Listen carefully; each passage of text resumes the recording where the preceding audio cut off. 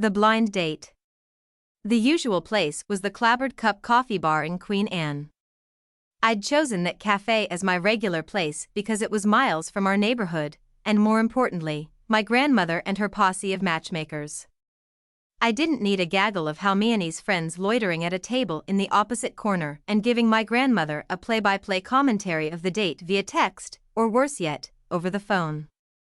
I was early, so I skulked just inside the bookstore across the street, one eye on a book about traveling solo in Italy and another on the entrance to the coffee shop. This was part of my strategy. Despite my refusal to let my grandmother forward me the photo of James Radcliffe, I did want to see ahead of time what I was dealing with. 3 minutes before 2, a man approached the front of the coffee shop. Although I couldn't tell much about his face, he was tall and thin. He wore dark jeans and a light blue wool coat. He was better dressed than I was, and for a split second, I tamped down regret that I hadn't made more of an effort. The snow had started falling again, coating the sidewalk, and James stopped to stamp his feet before he went inside. James Radcliffe, if the man entering the coffee shop was James, didn't resemble a fence for a theft ring, nor someone who kept illegal wildlife in his basement. He didn't even look like someone who'd spent multiple stints in prison if you were prepared to rule out insider trading or cooking the books. I decided arson was the likeliest of my cynical predictions to come true. I remembered reading somewhere that arsonists tend to be obsessively neat. It was impossible to tell from this far away if James was obsessive, but he did appear to be neat. James didn't look bad from a distance, although they rarely did. It was during the attempt at conversation that I was invariably struck with the deep conviction that the man before me could not possibly be my soulmate unless I were destined to spend all eternity in some sort of purgatory for ungrateful granddaughters. I put down my dreams of a solo trip to Italy, left the bookstore, and crossed the street to the coffee shop. "You must be James," I said as I approached the man in the back corner of the coffee shop. Except it wasn't James Radcliffe sitting there all tall and thin and neat in his light blue wool coat. It wasn't Mr. James Radcliffe, businessman, volunteer firefighter, cat owner, and record collector. It was Jimmy Jordan, my high school boyfriend my junior year. "It's you," I said. I was so flustered I stepped back into a passing barista and nearly knocked the poor woman over. "Yes, it's me," said Jimmy/James. "Why didn't you tell me?" I demanded. "I did tell you." "No, you didn't. Your grandmother sent you a picture." "She tried." I collected myself enough to sit down across from Jimmy and stare at him for a while, trying to make sense of the bizarre situation.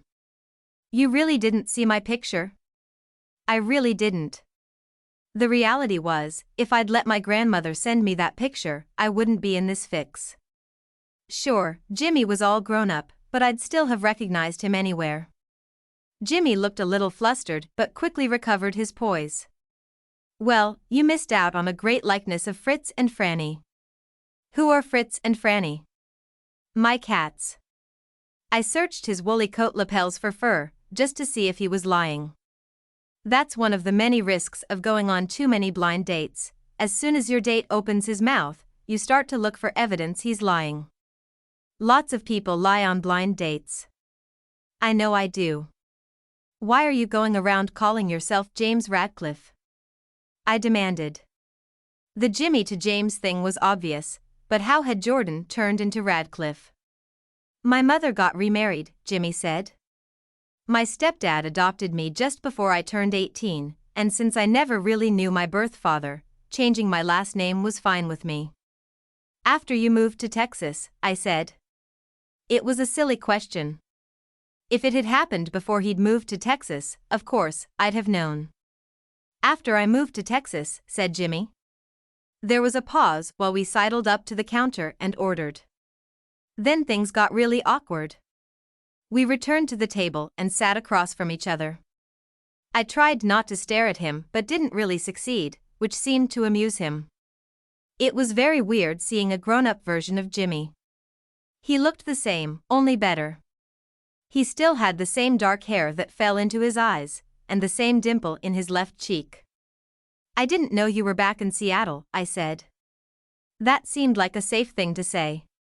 I hoped Jimmy would say something sufficiently interesting to make me stop wanting to reach across the table and touch his dimple. Giving into that impulse would be truly embarrassing. I'm not really back in Seattle, Jimmy told me. Oh. I'm just here for Christmas. Mom and Dad moved back here last summer. My grandmother certainly had not mentioned that my date wasn't even local. I suspected that her sources had withheld Jimmy's out-of-state status from her. I had a feeling that James living several thousand miles away might, in my grandmother's mind, be a strike against him, even if he did have a tidy haircut and lacked visible tattoos. It's hard to bounce your adorable grandbabies on your knee from the distance of thousands of miles. There's Zoom, of course, but Halmiani is not a big fan of Zoom. My grandmother says you're Mrs. Young's hairdresser's nephew. She told Halmiani all about you while they were organizing the costumes for the children's church Christmas pageant. Jimmy/James nodded, but he didn't say anything. I was having trouble keeping the conversation going. Usually, I didn't bother making much of an effort, but this time I was genuinely curious about the man sitting across from me. How'd Mrs. Young force you into becoming a pawn of the Korean church ladies' matchmaking circle of torment? I asked. It's usually only relatives that have that kind of power over a person. That's not exactly how it happened, said Jimmy. How is that not exactly what happened? I don't even have an aunt who's a hairdresser. What? Mrs. Young used to be my piano teacher. I was the one who put Mrs. Young up to it. Up to what? Getting your grandmother to fix us up on a blind date. Huh? Why would you do that? I asked. I was curious about you. You could have just called me up. And asked you on a date? Jimmy asked. He looked me in the eye for so long, I started to fidget in my seat. I was the first to look away. Was this really what this was? An actual date? Well, a friendly coffee, then? I said, feeling an urgent need to pick at a loose piece of yarn at the cuff of my sweater. You know, sort of a high school mini reunion. I could have organized something.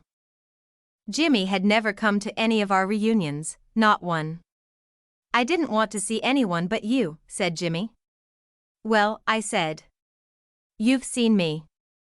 Are you still mad at me? For something that happened 10 years ago? That would be ridiculous. It was ridiculous because a little part of me had never stopped being mad at Jimmy. Which part are you still mad about? Jimmy asked. The part where you gave me 2 days' notice before you went off to Texas and disappeared from my life, and on Christmas Eve, no less. I couldn't say those words out loud though, so I just shrugged and pretended to take another sip from my cup, which I'd, unfortunately, already emptied. Jimmy, who'd transitioned from looking amused to looking anxious, switched back to looking amused again. I'm really sorry about waiting so long to tell you I was moving away, said Jimmy. It was so hard for me to leave you, I put off telling you as long as possible. It wasn't very mature of me. My reaction to his tardy revelation that he was moving to Texas hadn't been very mature either. After Jimmy had moved away, he'd tried to keep in contact, but I'd ignored his efforts for months. By the time I was ready to talk to him again, he'd stopped trying. I'm sorry, were the exact words Jimmy had said to me when he'd called me to congratulate me for graduating from PT school 5 years ago. He'd called up out of the blue. I don't know how he'd gotten my number, and I'd never asked. It had been good to hear his voice. Good, but weird. All these years, we'd never friend each other on social media. In fact, I'd never run across him anywhere on the internet. That was also a little weird. We've been over this already, I said. I accepted your apology. I don't think you're really over it. Oh, I'm definitely over it. I'm definitely over you. I never think about you, never wonder where you are, or what you're doing. Well, almost never. Good, said Jimmy. Then, you'll spend Christmas Eve with me?